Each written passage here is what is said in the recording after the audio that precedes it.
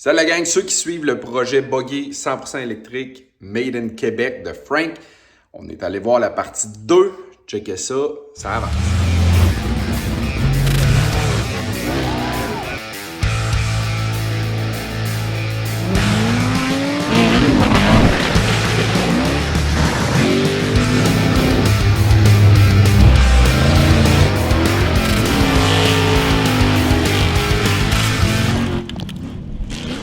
Dave 4x4 Setup Magazine, partie 2 du buggy électrique. On est revenu chez Frank. Ça commence à avoir de plus en plus l'air de quelque chose. Ça allait avancer pas mal depuis la dernière fois. Si vous vous souvenez, la dernière fois, on était vraiment à l'étape numéro 1. Tu commençais à planifier.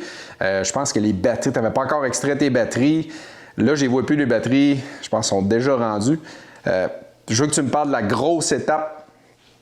Tu vas me parler de toutes les étapes de plus, mais la grosse étape, le gros défi que tu as eu jusqu'à date depuis l'émission numéro 1. C'est que l'idée, c'est de faire un buggy le plus léger possible, le plus petit possible. Puis les batteries, ben, ça prend de la place. C'est gros, ça prend de la place. Ça prend pas la même place qu'un moteur, fait que c'est comme un peu bizarre. Ouais, la shape est différente qu'un moteur. On est habitué, ça prend ce spot-là. Mais d'habitude, le moteur est comme en avant là, ou exact. en arrière, à quelque part, puis que ça prend tout l'espace, ou ça prend tout l'espace là. Moi, cet espace-là, je l'ai pas. J'ai pas de besoin d'espace de moteur, il n'y en a pas. Mais c'est les batteries. Fait que là, tu as un pack qui est là, tu as un deuxième pack l'autre bord, tu as un pack au milieu. C'est séparé en trois. Puis de la façon que je l'ai placé, c'est qu'aussi tout le filage qui rejoint les trois packs, c'est le filage d'origine. J'ai pas besoin de le couper, j'ai pas besoin de le rabouter. Fait que c'est des choses de moins qui peuvent lâcher. T'sais. Là, comme l'émission numéro 1, il y a beaucoup de doutes un peu dans le monde d'électrique. Fait que je te pose les questions. T'as pas peur d'être assis, t'es quasiment assis direct sur les batteries. Si tu flippes, tu vas-tu encore aller dans la boîte, dans l'eau avec ça? Est-ce que, je sais que ça te stresse pas, mais c'est quelque chose qui prend en considération, j'imagine? Bien, les batteries, il faut que ça ait ancré solidement au buggy. Ouais. Faut que ça ait complètement... Faut qu'ils suivent le buggy, en fait. Oui, il faut qu'ils suivent le buggy. Ils font partie du buggy. Mes bancs vont être dessus. Ouais. Tout est vraiment fait pour que ça bouge pas, puis que ça ne revole pas nulle part, puis que ça ne serait pas dans le chemin. Ouais. Puis c'est protégé aussi. Sur le dessus, j'ai mis de la plate mince, là, de la feuille de métal. En dessous, c'est de la plate 1.8. OK. Même s'il y a les bras de suspension qui bloquent un peu le chemin. Ouais. Mais j'ai quand même mis de quoi de plus gros qu'une branche pour ne pas aller percer, pour ne pas aller péter. J'ai aussi tout fait le tour au complet pour que ça soit étanche. Fait que c'est soudé full tout le tour. OK. Plus du sealant dedans. Pour être sûr vraiment qu'il n'y a pas d'infiltration de rien du tout. C'est ça. Pas de poussière, pas d'eau, pas rien. T'en parlais, la grosseur que ça prend. Est-ce que c'est venu jouer dans ta géométrie de suspension, dans la géométrie de ton buggy, de ce que toi t'avais en tête à la base?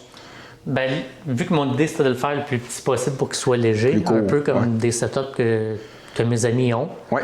J'avais pris à peu près les mêmes mesures qu'eux autres, puis ça ne fitait pas. Parce que d'un côté, il faut que j'aie le moteur qui est ici en arrière, puis la batterie, puis juste la longueur de ça, ça me faisait un plancher plus long qu'eux autres. OK.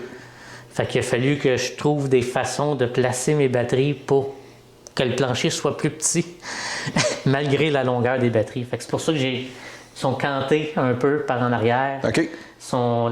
La partie mince est ici, mais la partie grosse est en arrière. OK, oui, je vois. Ça a changé la shape un peu du buggy, mais pas trop. Ouais, tu as réussi à quand même mitiger un peu ça. Côté bras de suspension, je vois que c'est tight quand même, mais ça fait un peu partie de ton challenge, je pense, de tout replacer pour que ça fitte. Ben moi, je voulais avoir un full double triangulé en avant, en arrière. OK. En arrière, super facile, j'ai rien. Il n'y a pas de moteur dans le chemin, il n'y a pas de transmission, il n'y a rien. J'ai un drive shaft en plein milieu, puis j'ai les bras, c'est pas mal tout. Fait que je peux faire ce que je veux en arrière. En avant, encore une fois, à cause des batteries. Mes bras sont à l'intérieur du frame, parce qu'à l'extérieur, ben là, c'est dans les roues qui accrocheraient.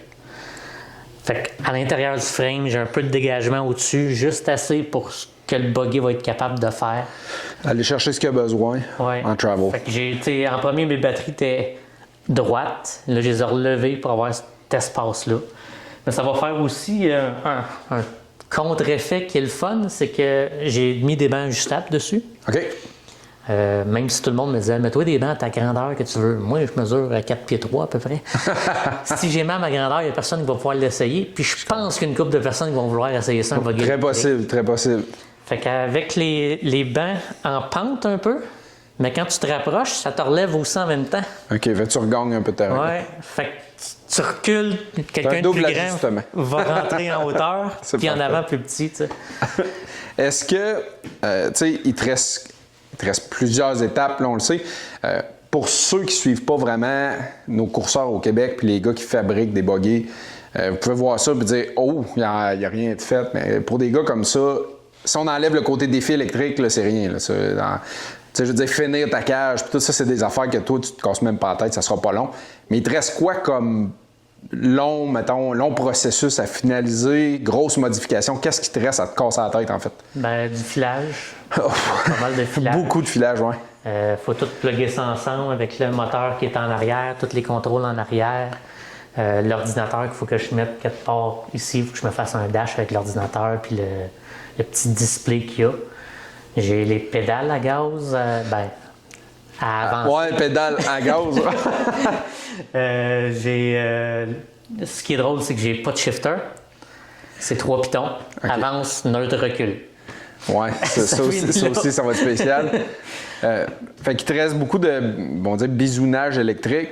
Est-ce qu'il y a pas des showstoppers, mais des choses que tu sais que il faut que tu fasses de la recherche pas mal, que ça, t'es déjà, là, c'est plus une question de temps que t'as pas, ou t'as encore beaucoup de creusage de tête, parce qu'il y en a pas, tu peux pas te fier à plein de vidéos YouTube, là, c'est le tien, il y en a pas d'autres comme le tien. J'ai l'impression qu'il va y avoir un peu du essai-erreur, puis ça, c'est acheter des pièces, puis essayer, voir si ça va marcher. Comme là, pour le power steering, l'hydraulique, ben, j'ai pas de poulie, moi, qui tourne là, pour faire fonctionner ça. Fait que j'en ai trouvé des électriques qui viennent d'une Volvo. Fait que tu vas l'essayer, mais ça veut pas dire que c'est la solution en partant. C'est ça. Ouais, je comprends. Il y a un avantage avec ça, par exemple, c'est que ça vient avec un petit contrôleur. OK. Que tu règles toi-même le débit de ta pompe. OK, fait que tu peux ajuster là, si un manque de pression. Quand tu roules sur la route, tu peux le mettre bas, puis ça va bien. Quand tu fais du rock crawling, bien serré, tu peux le mettre dans le fond. Mais c'est erreur, en fait, pour tout le monde qui construit des buggies électriques ou pas. C'est très classique, là. OK, good. Côté pièces, suspension, t'as-tu tout déjà reçu? T'es-tu déjà pas mal seté? Il me manque encore toute la suspension, les coil-over. Puis tu y vas avec quoi? Est-ce que tu as déjà... Là, je vois que tu as déjà de quoi? Bon, s'il y a quelqu'un qui veut me commanditer, je vais être d'accord, mais pour l'instant, je vais y aller au moins cher que je suis capable de trouver. Puis c'est la même affaire que juste mon autre buggy, fait que c'est du FOA, là. Oui. C'est vraiment... Tu as toujours été satisfait avec ce que tu avais anyway, là? Ben ouais, puis c'est vraiment moins cher, beaucoup de loin moins cher que tout ce qu'il y a d'autre sur le marché, là. On sait que, tu nous as déjà parlé dans le vidéo numéro 1, que le torque instantané, toi, c'est ce que tu as hâte de tester, c'est ce que un peu le but pourquoi tu fais ça.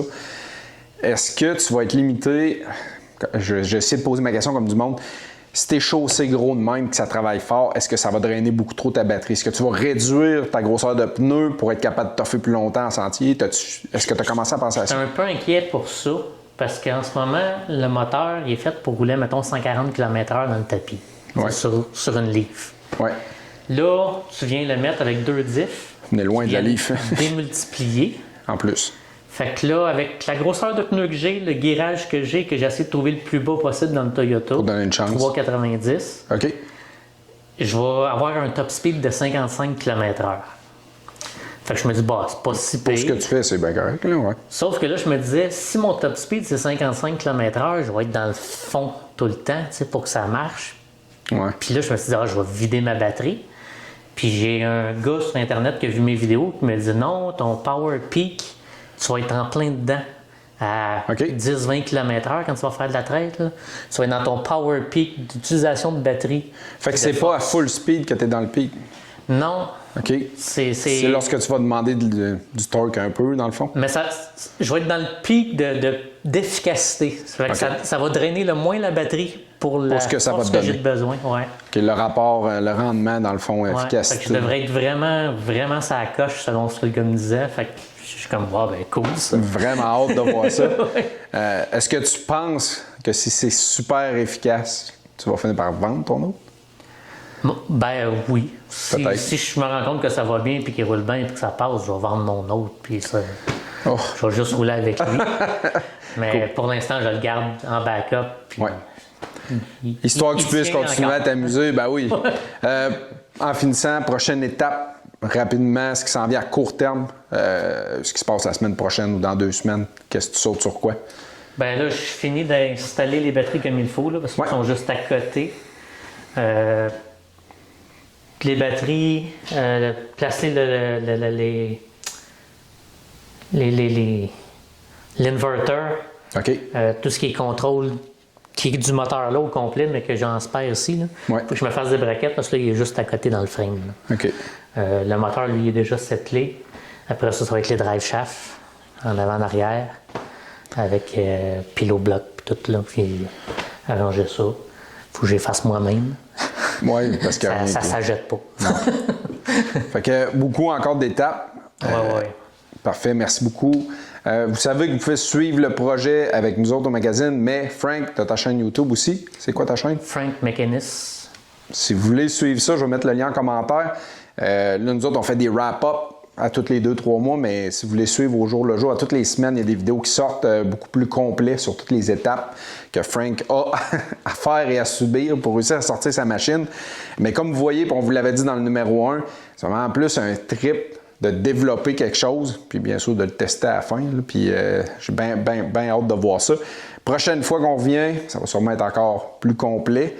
Puis un jour, ben, on va publier, voir si ça, comment que ça va d'entrée. Fait qu'un gros merci, mon Frank. Continue. C'est super le fun. La gang, si vous avez des questions pour Frank, si vous êtes gêné, là, vous avez peur dans l'off-road qu'on vous juge, à cause du trip un peu électricité, écrivez-en en privé. Là. Il va lui faire plaisir de répondre à vos questions. Si vous avez des questions pour nous autres au magazine, écrivez en commentaire si vous avez d'autres modèles, d'autres passionnés qui font de quoi de secret dans le garage. Faites-nous ça, on va aller voir. Merci, la gang.